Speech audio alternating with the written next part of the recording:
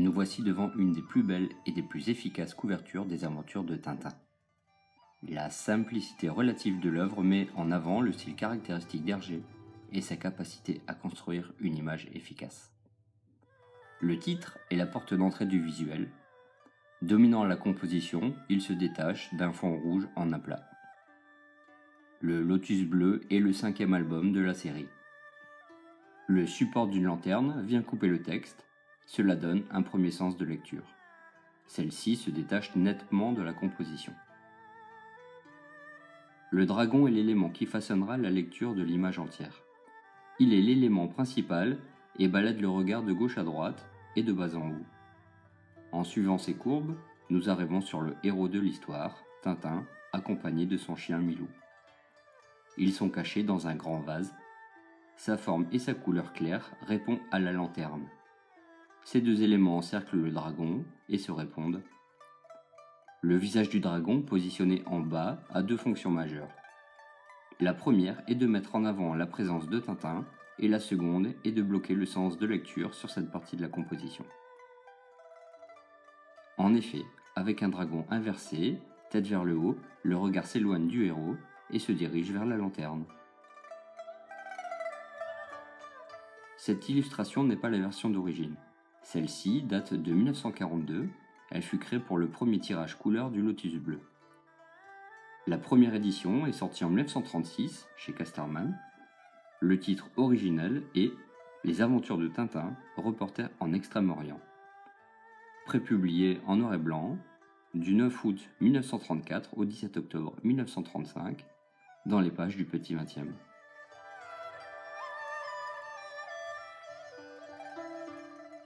En Asie, et plus particulièrement en Chine, cet animal mythique est entouré d'une aura extrêmement positive. Puissants et sages, les dragons chinois sont, de par leur forme longiligne, associés à l'eau.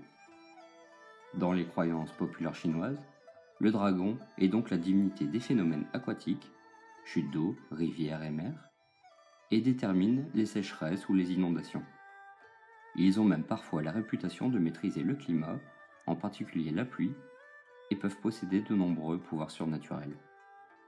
En raison de sa connotation extrêmement positive, le dragon est d'ailleurs devenu le symbole des empereurs, puis, par extension, celui de la culture chinoise. Il symbolise la puissance et la réussite.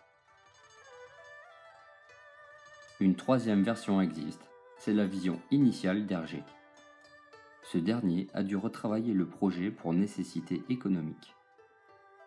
En effet, le coût prohibitif du type d'impression en trichromie souhaité par Hergé est à l'origine d'une demande de Louis Casterman de modifier le dessin. La lanterne est simplifiée mais est rendue plus lumineuse sur la seconde version. Milou ne regarde pas dans la même direction, son attitude passe de soupçonneux à détaché. Le mur a des caractères chinois et des motifs. Hergé va modifier le bas de la composition non seulement en couleur mais aussi en direction. D'une ligne droite, nous passons à une diagonale. Celle-ci casse le côté statique du bas de l'image. Ce type de composition est un classique en peinture. Comparons avec un tableau de 1588, Le Jugement de Paris, de Hans van Aken. Inversons l'image. Il y a de nombreux points communs. La diagonale du bas du tableau permet de libérer de l'espace afin de placer au premier plan un sujet. On trouve son pendant au côté opposé de la composition.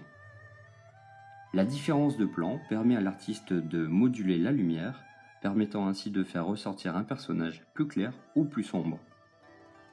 Entre les deux éléments extérieurs, un sens de lecture est donné par l'auteur en plaçant plusieurs personnages.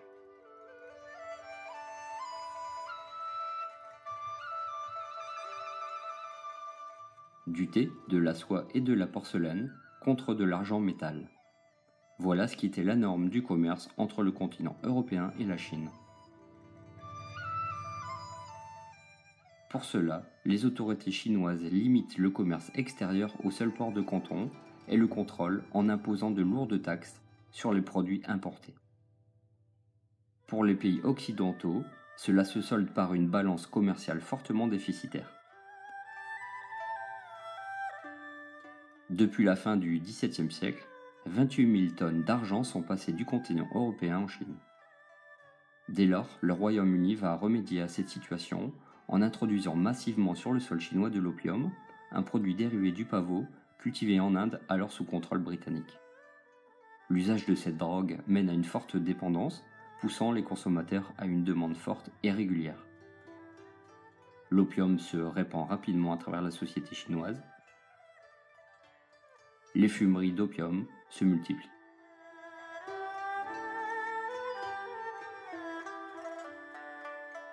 Il est acté qu'Hergé se soit inspiré du dragon visible dans le film La fille du dragon avec Anna May Wong, sorti en 1931. Voici d'ailleurs la couverture du magazine AZ avec l'actrice du film, datant de 1932, on peut y trouver une influence nette. On trouve d'ailleurs ce dragon dans une des cases du récit.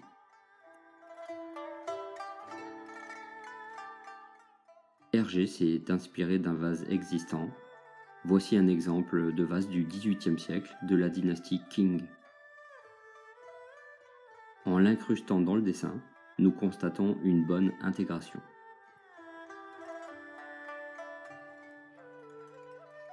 L'illustration de cette histoire est un mix de deux passages différents dans la fumerie d'opium. Tintin se cache bien dans un vase, mais devant un fond différent.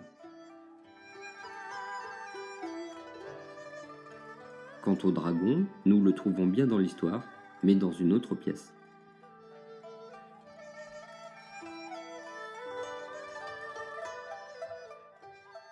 Dans un classement organisé par la Fnac et Le Monde en 1999, les 100 livres du siècle, les Français ont placé le Lotus bleu en 18e position.